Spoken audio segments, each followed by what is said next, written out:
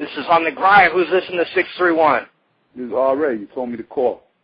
Absolutely. Thank you very much, R.A., for calling in the On the Grind. My name's Shug.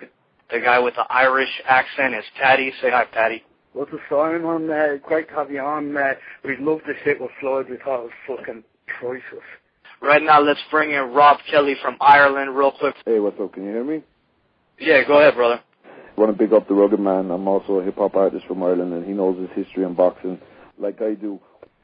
Oh, thank you. It's doing a lot for the publicity, man. It wasn't even meant to happen. You know, I just was, but all of a sudden, I'm the center of attention. I'm just a rapper that's a fan that happened to be on the radio, and this dude called me. So, this is what's up, Bernard Hopkins, we welcome you to the program, man. You got a bunch of people with you right now already ready to talk to you. R.A., the Rugged Man, who's been in the news recently for comments about Floyd Mayweather. We don't know if you've seen him. He's right here on the panel with us. Irish Patty Cronin's holding down Europe and the UK right now as well. And this is Suge Green.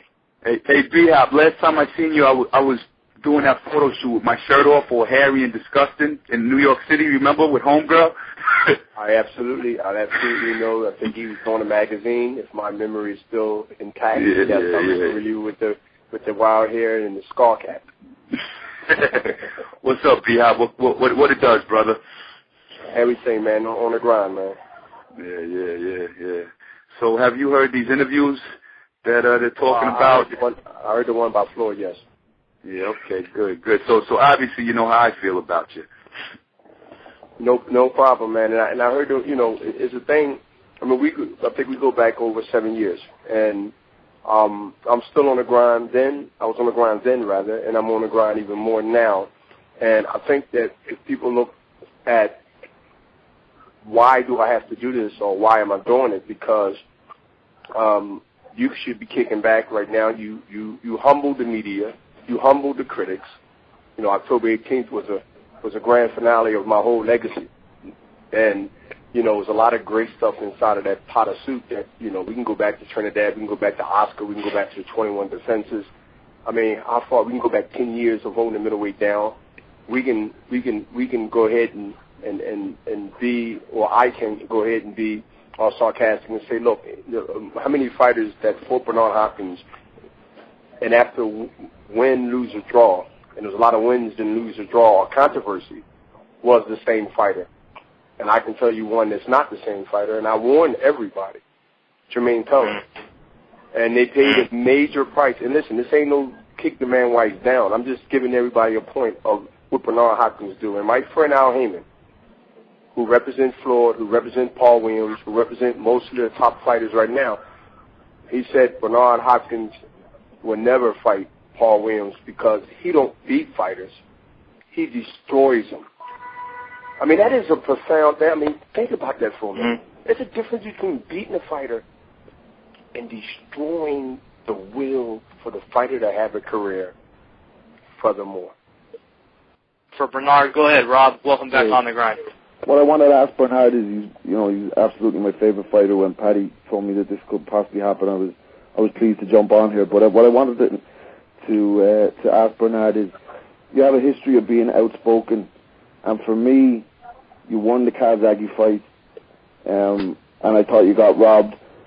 But it seemed like I thought that, some of the remarks in the build-up may have come back to haunt you in the public eye, because from an outsider from Ireland looking at the press conference, they never really bothered when you upset Trinidad before the fight. The public didn't really care. You upset, the Puerto Rican people did. When you slap Winky Wright or whatever, they didn't really bother. But when you say, Kazagi, I'll never lose to a white boy, everybody's up in arms. And if you look at the scoring on the fight, with the knockdown included, it just looked, dodgy from an outside perspective. You think you won that fight? We think you won that fight. I just want to know, do you think that came back to haunt you a little bit?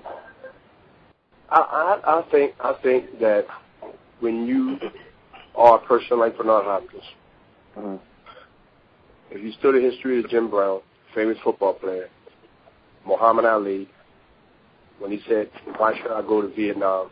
Viet Cong never called me nigga.